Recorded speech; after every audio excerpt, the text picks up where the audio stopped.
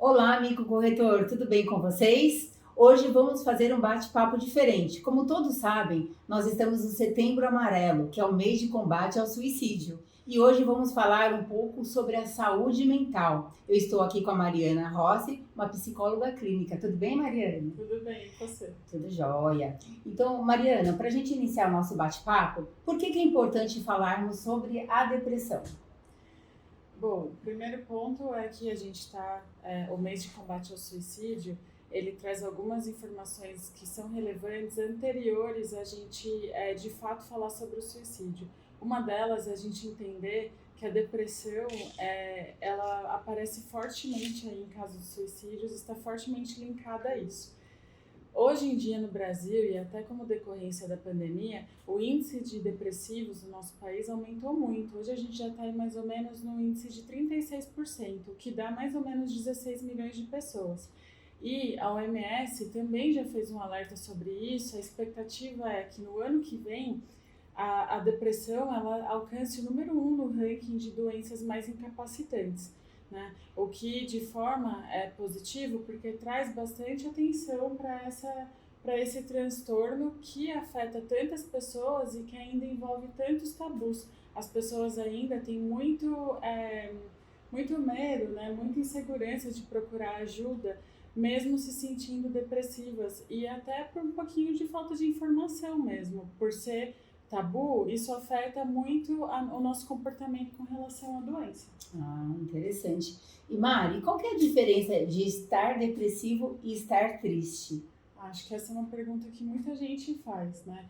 Eu acho que o primeiro ponto para a gente pensar aqui é que a tristeza, ela é um sentimento natural do ser humano, né? Hoje a gente tem um pouco essa questão de não poder estar triste, não poder se sentir triste. Mas não, é positivo, a gente tem que entender que tem momentos que nós ficamos tristes.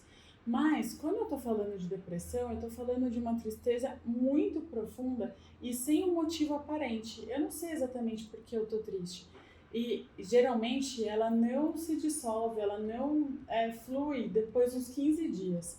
Óbvio que o tempo emocional e o tempo cronológico, eles são diferentes. Mas se a gente permanecer extremamente triste por mais aí do que 15 dias e não souber exatamente por quê, percebendo o impacto na nossa rotina, a gente pode sim estar olhando para um quadro depressivo. Enquanto a tristeza, a gente não sabe, a gente sabe o porquê a gente está triste, né? Geralmente a gente fica remoendo ali aquela situação que deixou a gente triste e depois ela vai dissolvendo, isso não impacta muito a nossa rotina, a gente pensa sobre aquilo, mas assim, passou aí um tempinho, ela vai amenizando. E quais são os principais pontos de atenção aí quanto à depressão? É importante a gente perceber sobre essa tristeza que eu mencionei agora, né?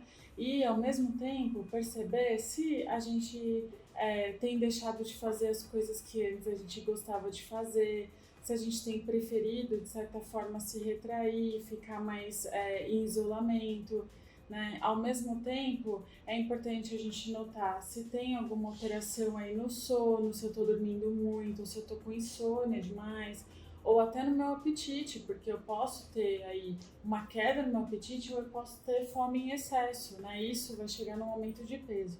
Todos esses comportamentos, eles aparecem muitas vezes de uma forma muito brusca, né? Outra coisa que também é legal perceber é que nem sempre o depressivo é aquela pessoa apática. Às vezes, uma agitação muito grande ou até uma agressividade, aquelas que a gente sente como se desse para palpar mesmo aqui dentro, né? Que a gente fica muito à flor da pele, também pode ser um sinal de depressão.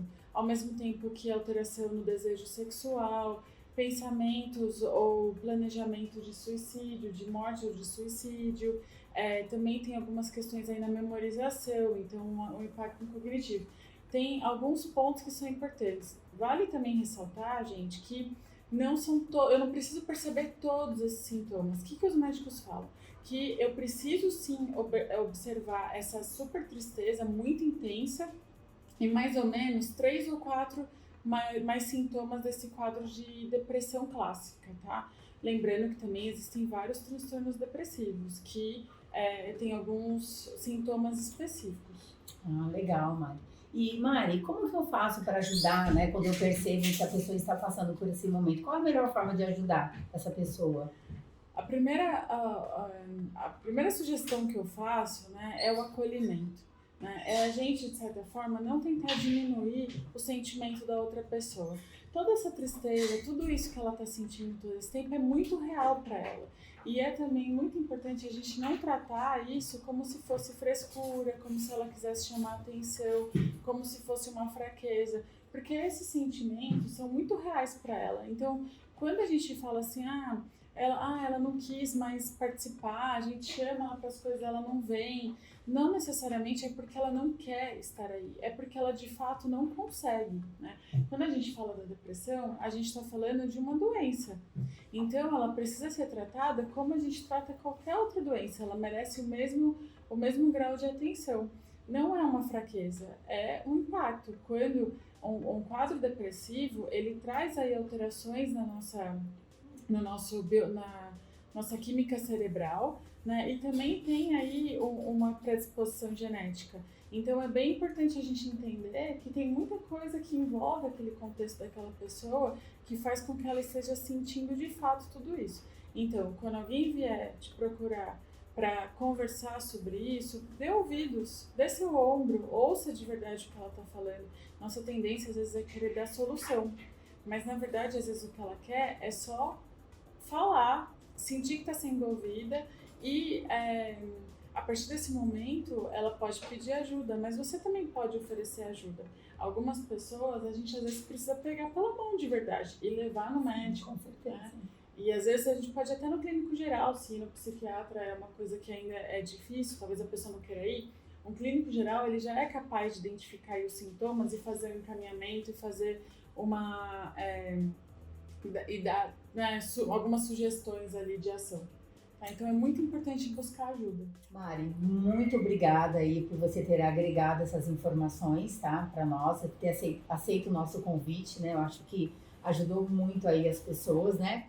Pessoal, lembrando que hoje nós temos um canal direto que é o Centro de Valorização da Vida, através do telefone 188 para casos extremos. Então divulguem esse telefone. E se vocês quiserem saber um pouquinho mais sobre isso também, é só acessar o Instagram da minha clínica, que é @esfera.psicologia. Muito obrigada, pessoal, e até a próxima.